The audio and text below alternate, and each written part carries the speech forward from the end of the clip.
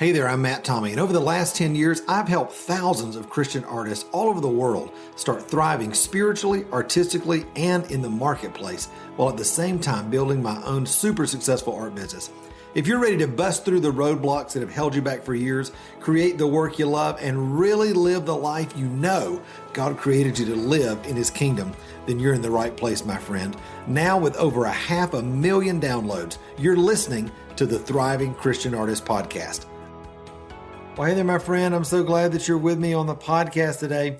You know, running ads on Facebook and Instagram just seem to overwhelm so many people. And with so many people trying to this year, artists trying to pivot in this COVID madness that we've all been a part of and trying to advertise courses and online courses and in-person courses and all that sort of thing. And even your art, trying to sell your art online. Facebook ads and Instagram ads are so crucial in accelerating your ability to touch new audiences online. The question is, where do you start? Because the technology is always changing, the pathway is always changing, the platforms are always changing. It's just like, what do I do? Where do I start? Well, listen, today on the podcast, I'm going to bring one of my friends, Andrea Vahl, who is a Facebook ads guru. She's awesome. And you know what I love about her is that she takes really complicated ideas and makes them really, really simple. And that's what you're going to get today on the podcast. In addition to that, we're going to give you some great links to some great resources that are already in the show notes that are going to help you be able to take the next step and learn even more in depth. Just as far as you want to take it, you can absolutely do that with the resources that we're going to be sharing today on the podcast. Some free, some paid, some really inexpensive. They're going to be great for you wherever you are on your journey in considering Facebook ads as a possibility for marketing your art and your art business. Well, listen, as a way to get started, you know that I love to share stories from podcast listeners and all that. It's just one of the huge ways I love to encourage you guys. And also we get encouraged as a team here at Matt Tommy Mentoring. And the one today is coming from Apple Podcast. It's from Mama Yang 123 and who's from Canada, evidently. And it says, encouragement and healing found here. This podcast delivers, ! I might add. So much encouragement and even healing is found in these episodes. The many deeply valuable truths, testimonies, and tips from Matt and his guests have been true gifts of inspiration. Matt Tommy is like a big brother nudging me forward in the journey as a growing and changing, thriving Christian artist. Thank you so much. Well, Mommy Yang 123 from Canada, thank you so much for listening and being a part of our incredible podcast community. We're so encouraged, listeners all over the world, thousands and thousands of you that are listening and downloading multiple episodes of the podcast every week just to stay encouraged and on the journey that God's got for you. Thanks for listening. Thanks for reviewing. If you're out there today and you're like, I've never reviewed the podcast, I've never subscribed, make sure you do that. You don't want to miss any episode that comes out. We do them every Tuesday, every Friday. So you'll get a little notification on your phone when you subscribe, and also review it. It just lets other people know that the podcast is a blessing to you. All right. Well, listen, I'm going to get out of the way. You're going to love my friend Andrea Vahl. Again, a great episode today on Facebook ads. She's going to break it down for you. And like I said, at the end, be sure to go to the show notes and check out the resources that she's offered there. One free at andreavahl.com/top 10. And then also her book on Amazon and lots of other things at her website. You're going to find it really valuable. All right. See you inside. Bye. Well, hey there, my friend. I'm so glad that you're with me on the podcast today. I've got a friend with me who is an incredible Facebook ads guru, Andrea Vahl. Andrea, thank you so much for being on the podcast today. Yeah, thanks for having me, Matt. It's super fun. Absolutely. Absolutely. You know, I'm so excited. I was just saying earlier, so many of the folks that are in our mentoring program and follow us on the podcast, I'm getting these questions about, I think I should be knowing about Facebook ads and how to run these and all that, but it's so overwhelming. And so I was like, I don't know anybody better than Andrew to bring on to talk about this. So for those who don't know you, maybe just a little introduction and how you even got into this world of Facebook ads. Yeah, it's awesome. I started back when I was 5. No, I don't know. Going way back. No, I started blogging kind of interestingly enough as a character named Grandma Mary, social media edutainer. And that was kind of blending my love of improv comedy and love of wig wearing into my business. So it was Love it. why not? And that actually helped me grow my following and grow my connections and led to the book deal of Facebook Marketing All-in-One for Dummies, along with Amy Porterfield and Phyllis Kerr. So that was a super fun journey, kind of unexpected way to start your business, but it's really launched everything into Facebook and Facebook advertising. As I've grown, I've realized you can't be an expert in all things. And so I've narrowed it down into a much tighter niche of just Facebook ads. And I love them because they're just a powerful way to grow people's businesses and so trackable.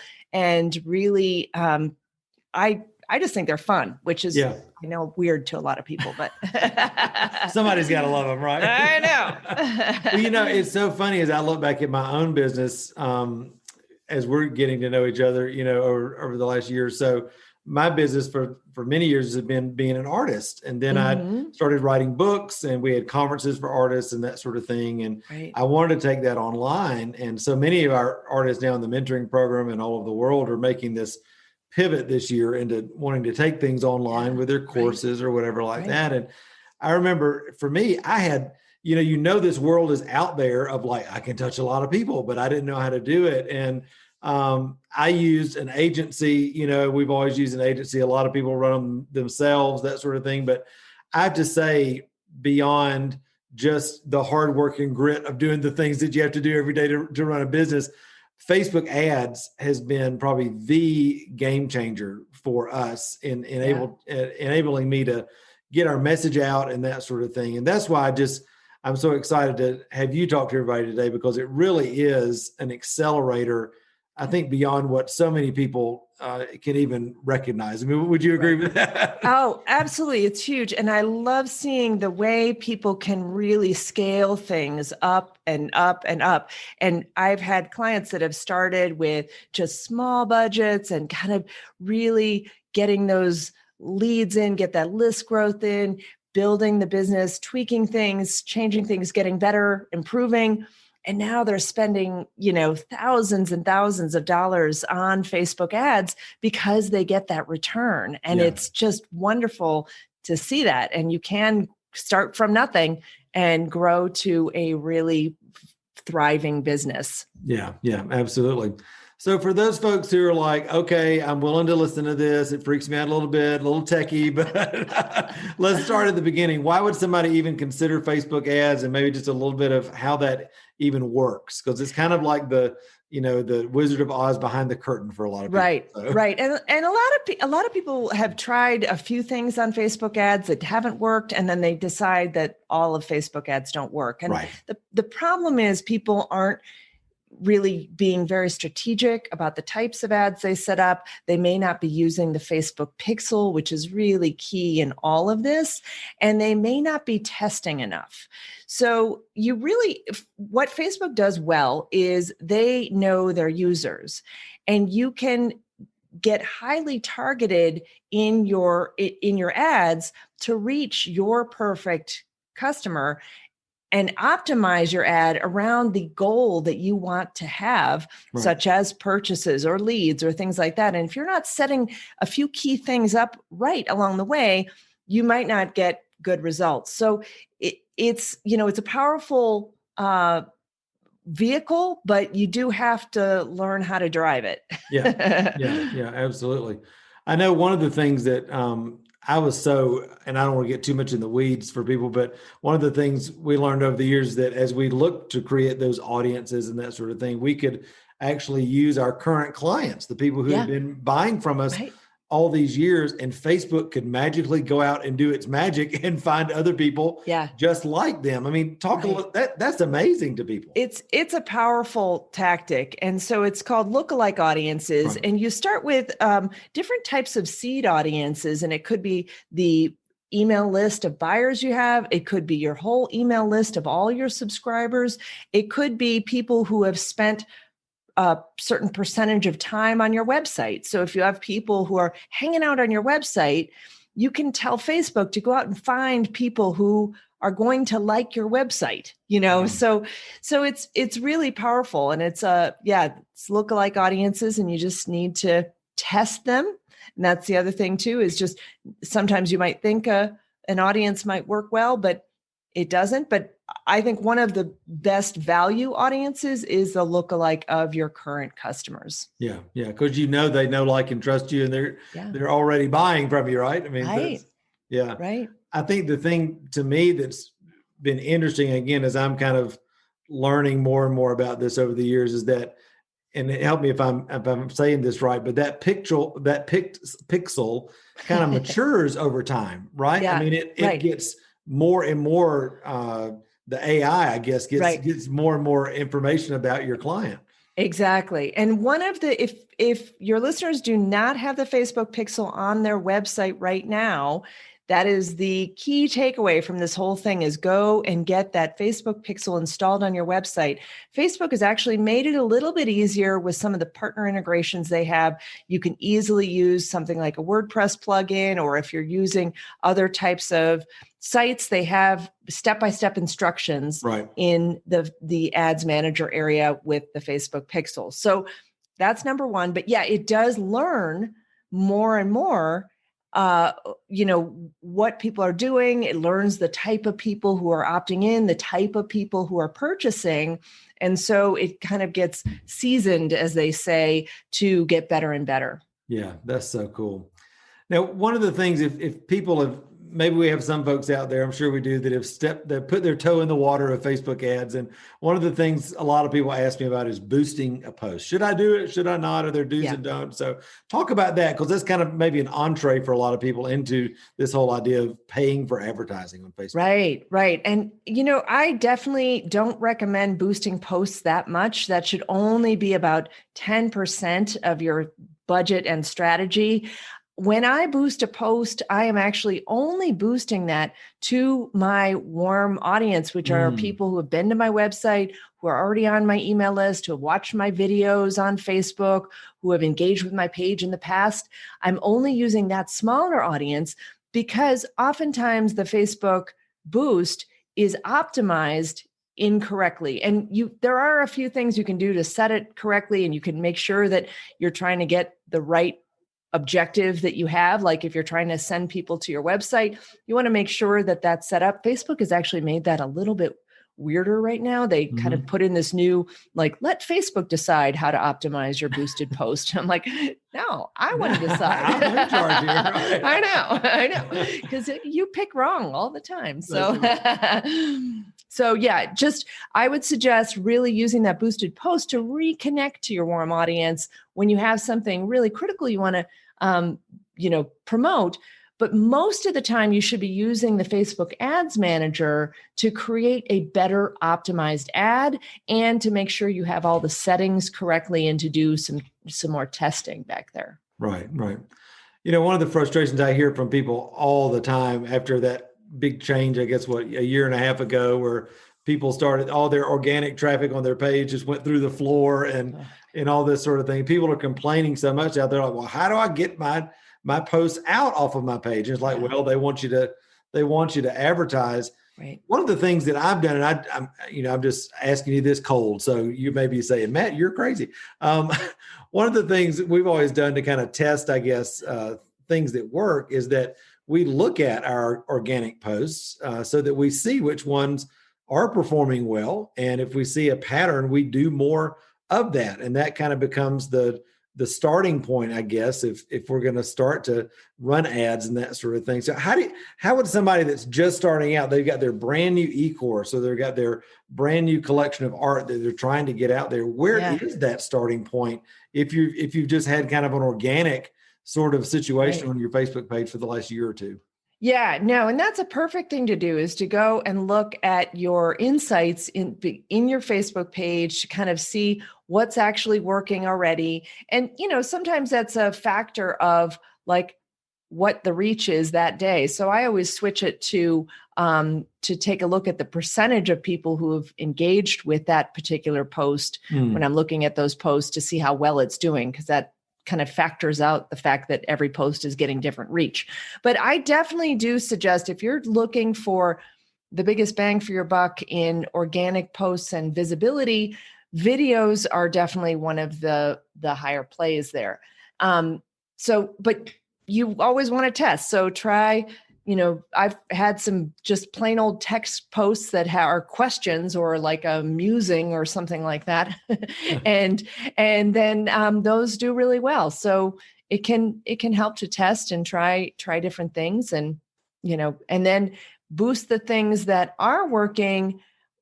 But again, I do suggest the way you can spend less money with a boosted post is to kind of narrow down that audience and reconnect with them. Sometimes people think that I spend a lot of money on Facebook ads, and I actually don't. I really strategically boost my posts or promote things or, target so that people think that I'm everywhere when I'm actually not spending a huge amount of money.